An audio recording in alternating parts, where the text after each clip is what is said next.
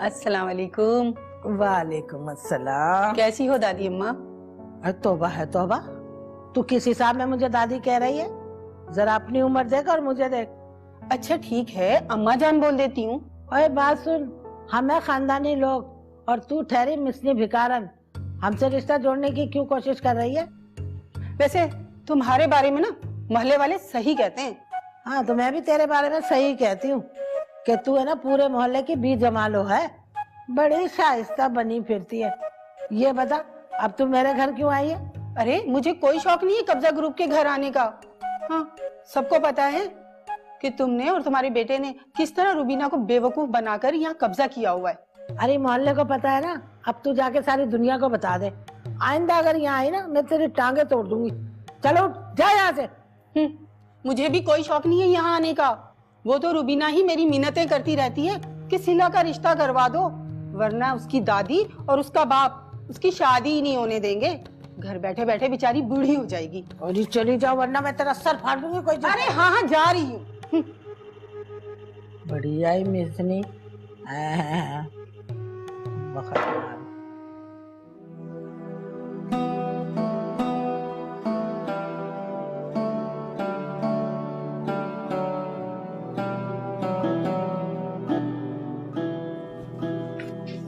अम्मी, अब आप भी आकर कुछ खा लें। नहीं, मुझे भूख नहीं है। अम्मी आपने दोपहर को भी कुछ नहीं खाया था, क्यों भूख नहीं है? पता नहीं, भूख ही नहीं लग रही। अम्मी आप क्यों सोचती हैं, खुद को परेशान करती हैं? तो क्या करूं? क्या अपनी सोचों पे भी पहरे बिठा दूं? आप मेरी शादी की वजह से परेशान है ना? और तुमने शादी करनी नहीं है। अम्मी मैं आपको एक बात समझाने की कोशिश कर रही हूँ कि आपने हमारी वजह से अबू जमान से शादी की और फिर हमने जन्नत की खुशी खुशी शादी की। सिला क्या मतलब है तुम्हारा? मेरा मतलब है कि मुझे अभी शादी नहीं करनी। मुझे अपने पैरों पे खड़ा होना है, मुझे इस काबिल बनना है कि मैं किसी की मोहताज ना रहूं। अम्मी बस आप मेरे लिए दुआ करें।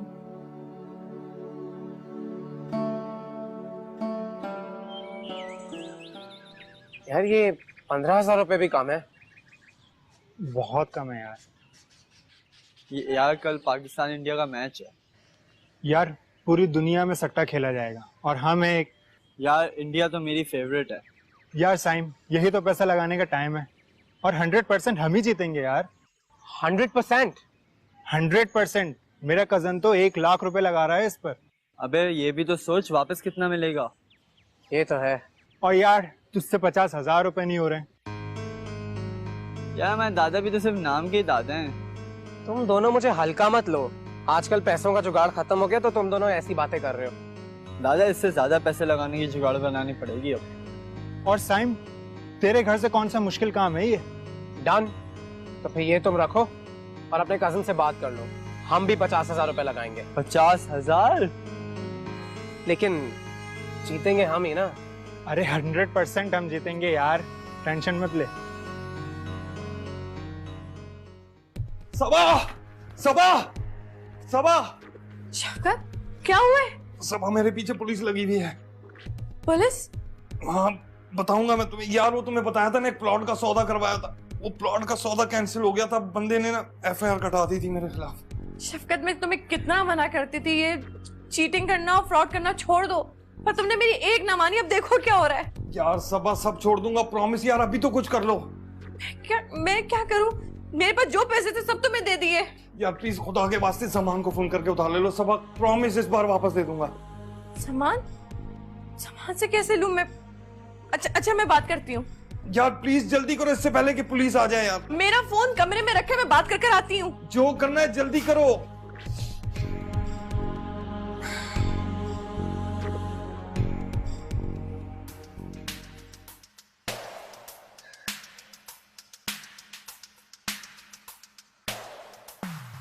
शफकत तुम्हें तो मैं अभी पुलिस के हवाले करती हूँ। जिंदगी अजाब कर दी तुमने मेरी।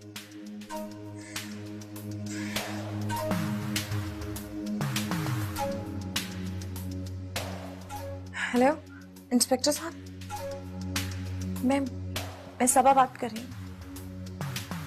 जी हाँ, शफकत की बहन। देखिए शफकत अभी अभी घर आया है जी हाँ, घर आया है। आप आइए और उसे गिरफ्तार कर लीजिए। देखिए, मैं ज्यादा देर उसे नहीं रोक पाऊंगी। मैं पूरी कोशिश करती हूँ उसे रोकने की, लेकिन आप भी कोशिश कीजिए कि जल्द से जल्द यहाँ पहुंचिए। जी, ओके, अल्लाह हाफिज।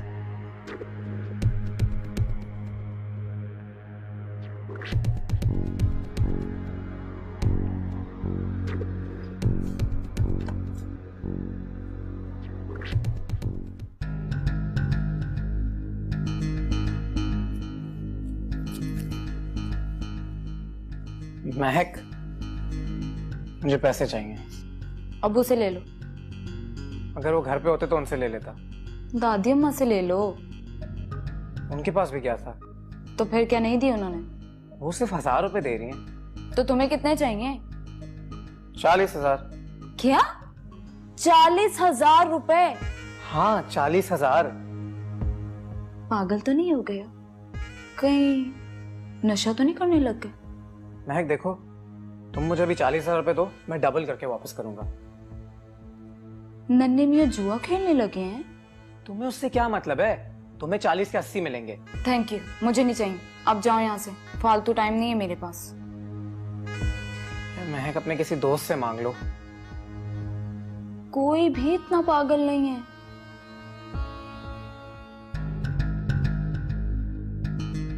ठीक है, पैसों का इंतजाम मैं खुद ही कर लूंगा। कर लूंगा।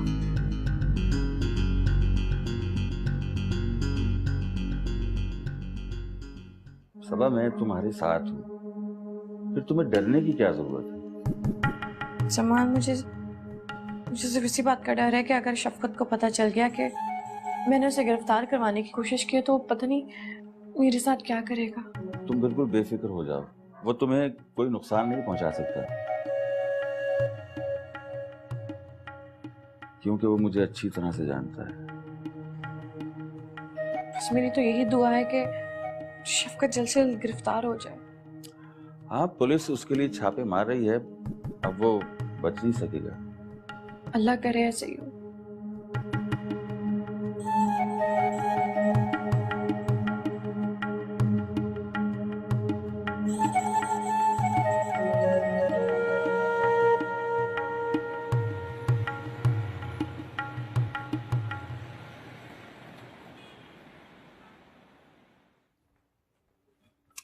अस्सलाम वालेकुम अम्मा। वालेकुम अस्सलाम। आ गया मेरा शेर बेटा। क्या बात है, खैरियत तो है? हाँ अम्मा, खैरियत है भी और नहीं भी। ऐसी क्या बात हो गई? अम्मा, कल मैं सबा से निकाह कर रहा हूँ। कल? हाँ अम्मा, और तुम भी मेरे साथ चलोगी।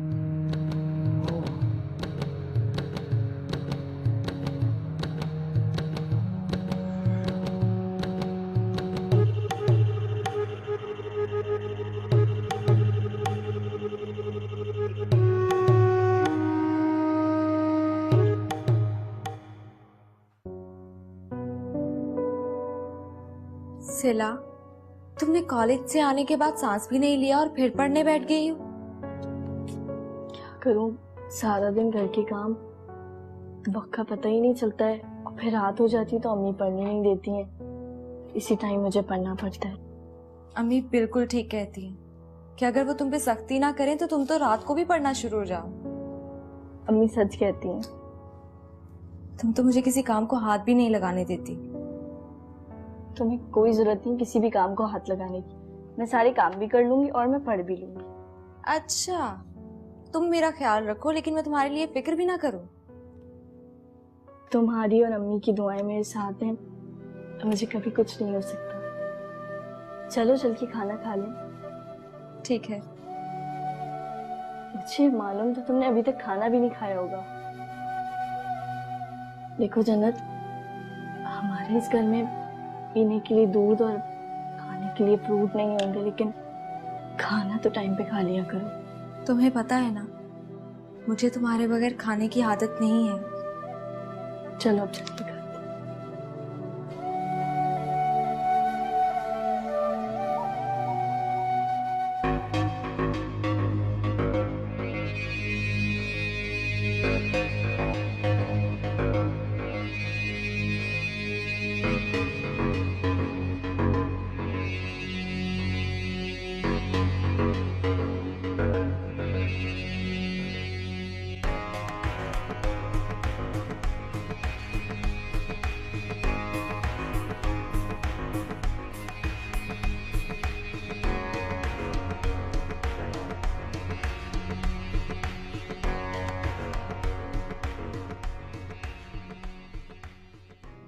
कैसी नजर लगी मेरे नसीब को। पहले एक एक करके सारी खुशियां रुखसत हो गई और अब सिला के रवैये में तब्दीली मेरी समझ से बाहर है। इसको कैसे समझाऊं?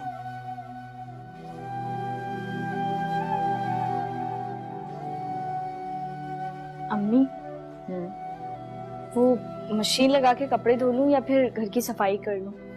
दादी अम्मा से पूछ लो। दादी अम्मा से क्यों पूछ लूं? क्योंकि वही हमें बताती हैं कि हमने क्या काम करने हैं। बताती थी। तुम पागल तो नहीं हो रही? तुम सुकून से इस घर में रहना पसंद नहीं करती? अम्मी, मैं उनकी मर्जी से भी काम करती हूँ, वो उसमें भी कोई ना कोई गलतियां निकाल के मुझे सुनाना शुरू कर देती हैं। और जब तुम अपनी मर्जी से काम करोगी तब तुम्हें नहीं सुनना पड़ेगा। फिर तो सुनने में भी मजा आएगा ना कि मैंने कोई गलती की और उसकी सजा मिली है। जब तुमने अपनी मर्जी चलानी है तो फिर मुझसे क्यों पूछ रही हो? नहीं अम्मी, मुझे आपकी मर्जी से काम करना है। मेरी मर्जी की कोई अहमियत नहीं है इस घर में।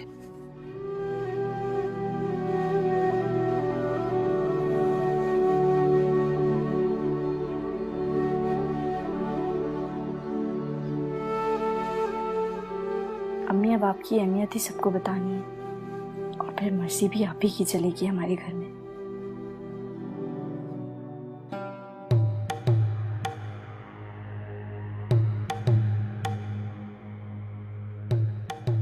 तौबा है तौबा भाई, इस उम्र में इतनी तैयारी। माशाल्लाह बोल माशाल्लाह। नजर लगाएगी क्या? माशाल्लाह माशाल्लाह, अल्लाह नजरे बद से बचाए हमारी प्यारी दादी को। अब ठीक कहा ना? वैसे इतनी तैयारी कहाँ जाने की हो रही है? वो है ना जमान, उसके किसी दोस्त के बेटे की शादी है। अच्छा, तो जमान की ये बेटी उसके बेटे की शादी में इनवाइटेड क्यों नहीं है? तौबा है तौबा महक, बाल की खाल निकालना तो कोई तुझसे सीखे। सच बताएं, कहाँ जा रही हैं आप? भाई इस उम्र में मेरी शादी तो होने से रही, मैं एक जरूरी काम से जा रही हूँ। मेरे बारे में अगर कोई पूछे ना तो उसे कुछ मत बताना, समझी? चलो खुदा हाफिज।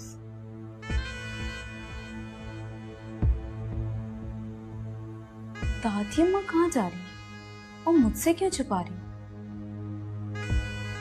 किसकी शादी में इतनी तैयार होके गई है ये?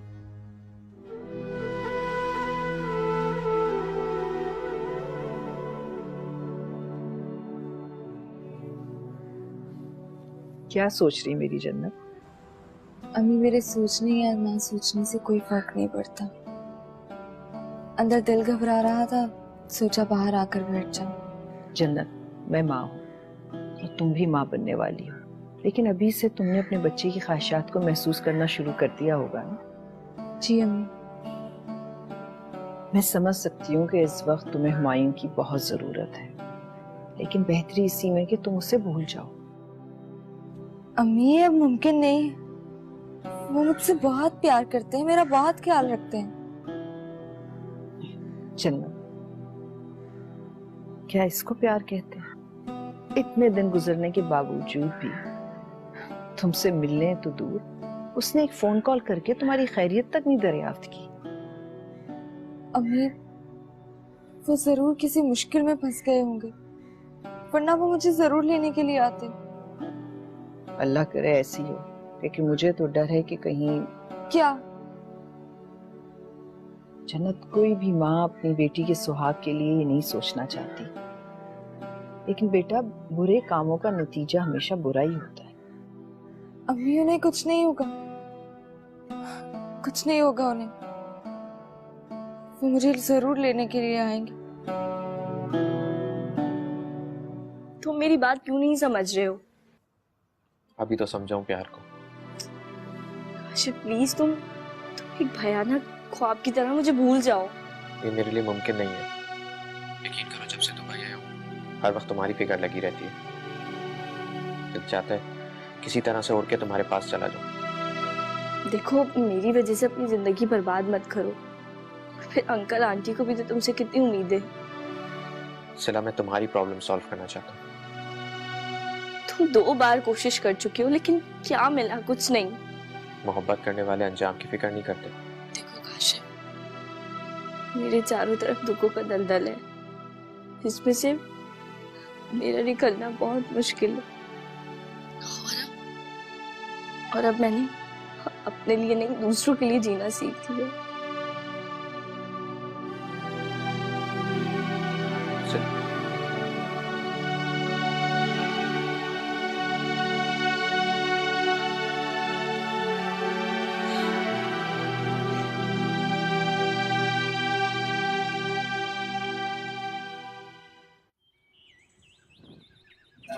अरे आ गए दादा। मैं ठीक हूँ, तुम सुनाओ। अरे बस ठीक है, आप ही के राज में जिए जा रहे हैं। वो बात अलग है कि अब आपकी भी पॉकेट खाली हो गई है। वैसे यार आज इंडिया पाकिस्तान का डे नाइट मैच है, मजा आएगा वैसे। अरे क्या खाक मजा आएगा। हम बेवकूफ यहाँ पे बैठ के मैच देख रहे होंगे और वहाँ पे अक्लमंद सारे जो हैं वो पैसा लगा के जीत रहे होंगे। ये तो है यार। अब सैम दादा ने पैसों की जुगाड़ करके देखी तो यार। वो बात अलग है कि सैम दादा से पैसे ही नहीं हो सके। वैसे सैम पैसों का कुछ हल निकला क्या? नहीं यार, पैसे तो नहीं है। मैंने कहा था ना यार, सैम दादा भी अब हमारी तरह कंगले हो गए हैं। लेकिन तूने गलत कहा था। ये देख, पैसे तेरी खैर। प्योर गोल्ड की चेन है, प्योर गोल्ड। ऐसी तो हम सैम दादा को दादा नहीं बोलते। इसमें कोई शक नहीं। तुम दोनों ने मुझे चैलेंज किया था ना, मेरे सामने तुम दोनों बच्चे हो, बच्चे। बिल्कुल दादा। चलो ये तुम रखो, अपने कजन से बात कर लेना, ये हम अमानत के तौर पे रखवाएंगे। जीतना तो हमने ही है ना। बिल्कुल यार, चल ठीक है।